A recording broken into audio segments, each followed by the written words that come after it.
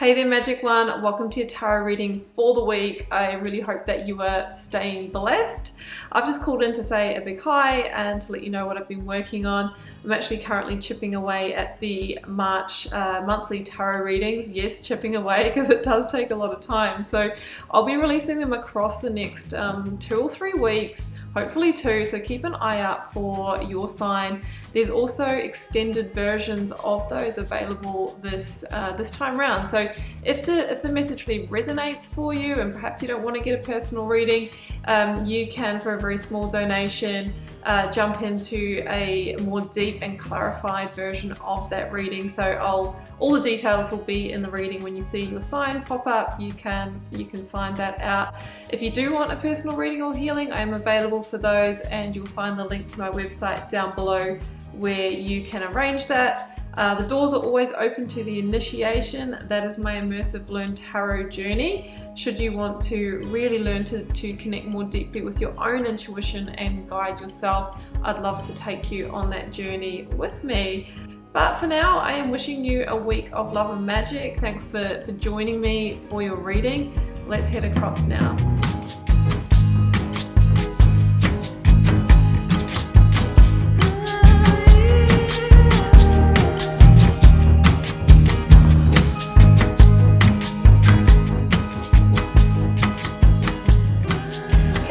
Welcome to your tarot reading for February 28th through to March the 6th. Let's see what may be on the cards for you. I have the 9 card block here, 3 recent past, 3 current or focused energy, 3 for the near future outcome, selection of oracles, lead tarot energy, and I've turned over the bottom of the deck.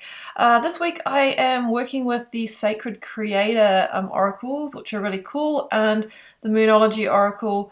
I am also using the Moonchild and Starchild Tarot from Danielle Knoll, and I have the Radiant Rider-Waite here. So let's jump in, Cancer. I'm loving this energy. You have 2 aces in this reading, so it feels like fresh new starts, change in its infancy, things kind of switching up and changing up a gear. So I love to see the aces. Now let's jump into the oracles, and the first one is shift the way to new potential. And the second one is choose who you're becoming. So there is this real kind of stepping into a new version of yourself. I was just talking to Pisces about that. You know, there is this kind of releasing the old, the shedding of the skins. And when we change our energy, it really does shift the way to new potential, because I truly believe that that is the first place to start when we want to change our life. You know, when things have become stagnant, or when we feel like we're carrying a heavy load, or, you know, what we can do first is change our energy. We might need to release some limiting beliefs, some dense energies, you know, some negative energy that we're carrying. Maybe we can do better, we can choose better in terms of what we're putting into our body. And that is not only just, you know, food and water, but what we are watching, what we're doing with our time, where we're spending our energy.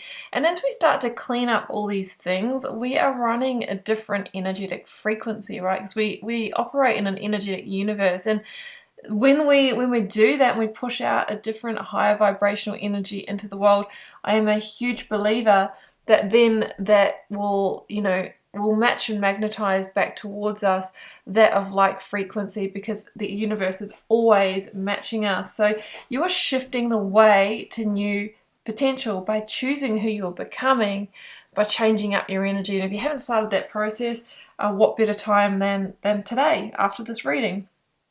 Conclusions are within reach. Yeah, it feels like you're getting some clarity here, Ace of Swords, maybe about the next stage in your life. We could have something coming to a climax or completion here that clears the way, clears the path for you to be able to move on and move forward. Now, Ace of Pentacles. Oh, yeah, actually, I'm wrong. We've got 3 aces. We've got the Ace of Pentacles twice and the Ace of Swords. This is your lead energy. And the Ace of Pentacles is a beautiful energy. It's generally associated with a new solid offer. It can be, look, it's a pentacle. It's something that's tangible. It could be a new job offer. It could be, you know, a little influx of money. It could be, if you've been looking for a home, the perfect home shows up, a new contract, a new commitment with someone. I generally just keep these general readings general because that's what they are, and you'll be able to relate it to your life situation here, Cancer. So it feels like you are moving towards this, but there's a little bit of a process to get there. But you know, should you shift the way to new potential, then that is exactly what you'll get. Queen of Cups is here, Cancer. That is your minor arcana, and as the Queen of Cups, you are focusing on this Ace of Cups here. You know, what's going to fill you up, what's going to bring you joy, what's going to give you happiness. Stay emotionally grounded this week. That's going to be important for you. And no, this is about leading from intuition and heart. So ultimately, yeah, of course it's good to apply logic, but we don't want to think our way through all of life, because then the decisions are being made from the ego. This is about feeling into it, right? The heart is it's one of our brains of the body. You know, it has more energetic, activity than the brain. So there's a lot of information here. Follow the call of the heart. So jumping in, Cancer, to your recent past, I've got the Moon, Ten of Wands, and the Knight of Cups. The Moon for me is Pisces or Cancer, so this is, you know, tuning into your energy as well. It sits next to the Ten of Wands. I feel like this is some kind of completion energy for you here, Cancer. It's the completion of something that's been weighing pretty heavily on you with the Ten of Wands. I feel that you are really ready to let something go or put it behind you. There's many different things that it could be. Next to the Moon, I mean, the Moon can be our fears. It can be, you know, where we're feeling, you know, paranoid or anxious. It feels like you are letting go of something that has been your fear, and it could be the fear of moving on from something, the fear of moving forward. Maybe it's the fear of embracing whatever this Knight of Cups is giving you. Fear of love, fear of some kind of offer or invitation. That's what it feels like to me. The Moon can also be, you know, information coming to light, truth coming to light. Sits above the Ace of Swords, which can be about clarity and truth being revealed. That maybe is the conclusion that you needed, right? Conclusions are within reach. Maybe there was something that you learned, or something that you got clarity on within. Maybe about a person, maybe about your employer, you know, many different situations this could be, that has been the final straw. It's like, okay, you know what? I've carried this for long enough, or this has been blocking my way for long enough. I'm finally ready to release and move on. That's the energy that I feel into with the Moon. And that's a hidden blessing for you, I'm really feeling.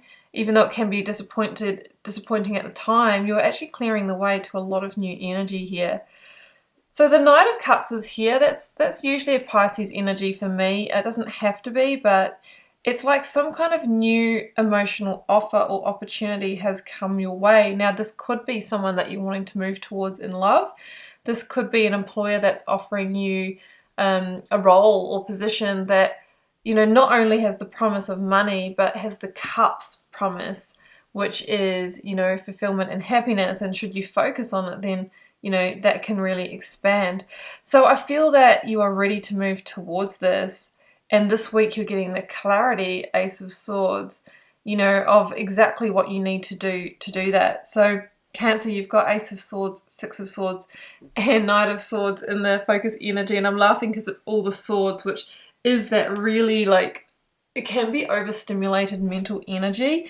So I'm saying definitely apply your fact and logic, do your pros and cons, and, you know, about moving towards this offer. But don't forget what your heart wants and how it feels, and that intuition around it as well. The Moon is also heightened intuition. So Ace of Swords, it feels like this is a victory for you. It really, really does. This is about getting, you know, that clarity. And you may need to, with the Ace of Swords, sever ties with somebody or something in order to embrace this. You may need to have a difficult conversation with someone.